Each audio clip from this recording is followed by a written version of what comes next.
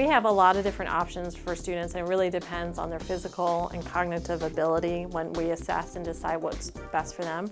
Kind of on the lowest level, more along the almost a UDL tool, but not quite, is our portable word processors here. These are called Fortes. And the way that this works is you basically would just turn it on and the students would type. And what's nice about this is that it also has text-to-speech, so that when the student types, they can actually have the audio feedback to hear what they have written. And we also have these in place for highly distractible students. So if we were to put them on a Chromebook, but they keep navigating away from a Google document, or if they're on a desktop and they won't stay in their Word document because we can't lock them into that, we can put one of these out so that that's all they can do is type. This also does not give them access to the internet, which is huge, because on those other devices, on a computer or Chromebook, they have access to the internet. We can't restrict that. So this keeps them focused. It gives them accommodations of text-to-speech and audio feedback. Also has some basic word prediction, and then the teacher would basically just connect a USB to it to download their files to the computer and then print it out. They would also be allowed to take this home to do homework. So most of the devices that we assign, in fact, yeah, for the most part, most of our devices on the ACT team, the students take home with them, so they have access at home for homework, as well as at school. So that's kind of on the low end of need, so to speak.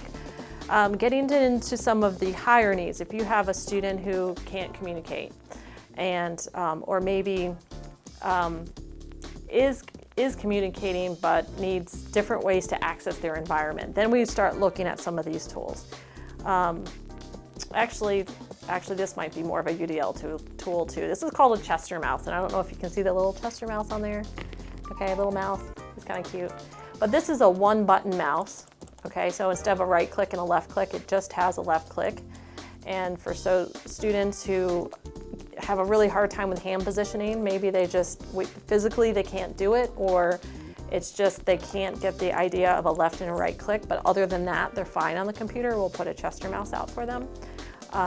We also have them a lot smaller than this for little bitty kids. That's our Chester mouse. It's our one-click mouse, only left click only. And then getting into some more specific ones, we have different types of switches. And these switches can come in all different shapes and sizes. You can see we have little bitty ones, medium ones. This is actually called a Little Mac. They even come bigger than that. Our Little Macs actually come as a Big Mac as well.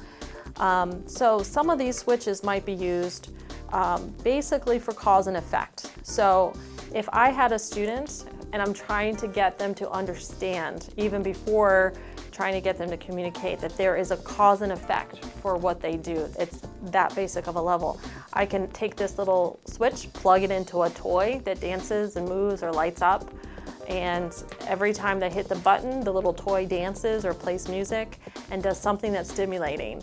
And then, as you would imagine, somebody of that cognitive level likes that stimulation, like, you know, little kids like dancing toys. So just trying to get them to, every time they hit it, you know, the toy dances, and eventually they're going to understand that this is a cause and effect. When I press this, something happens. And then they can take that toy away and start putting something else in place, where we might have them on a higher level to a cognitive level. Maybe the student is perfectly cognitive, but he can't talk and has a lot of physical needs.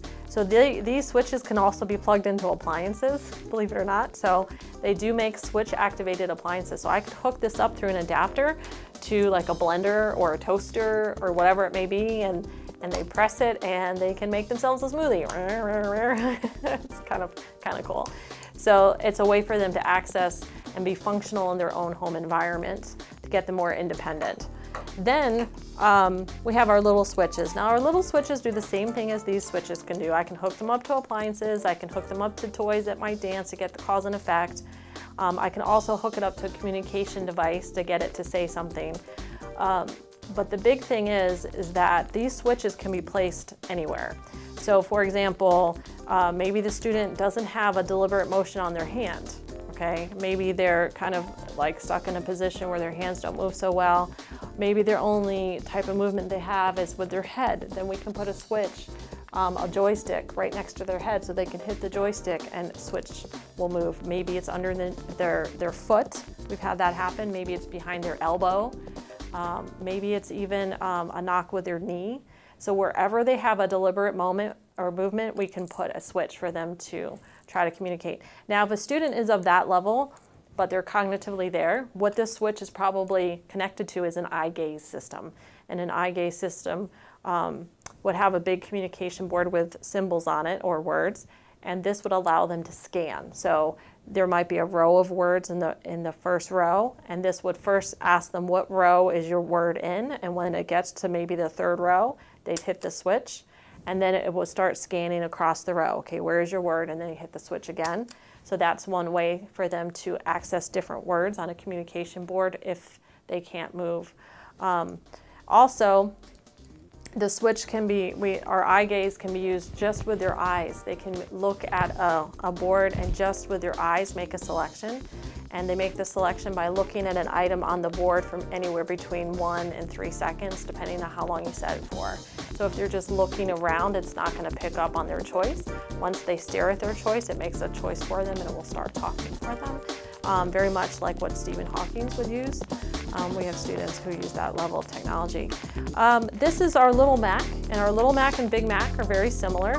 This allows you to record one message at a time, one message at a time. So it might be you hit it and it says, "Good morning," just so that a student can have that social interaction with peers, which is huge with somebody who can't communicate, is they miss talking to people and having that social interaction. Of course, we also have students who can't make a request for something they want and they can't communicate their needs. So those are like the 3 big areas that we focus on. Social cues, getting their functional needs across and making a request for something they want. So on this, we might have, and I don't have an actual symbol that would work, but we'd have a big symbol Velcroed to here. For example, it could be like, here's a book or a sandbox or cooking in the kitchen. So maybe there's a big book on here. I want to read a book. I want to listen to music. So that symbol would be Velcroed to here, and then they would know what that symbol means when they press it. We also have one called a step-by-step, which allows them to record. We would record 2 messages at a time.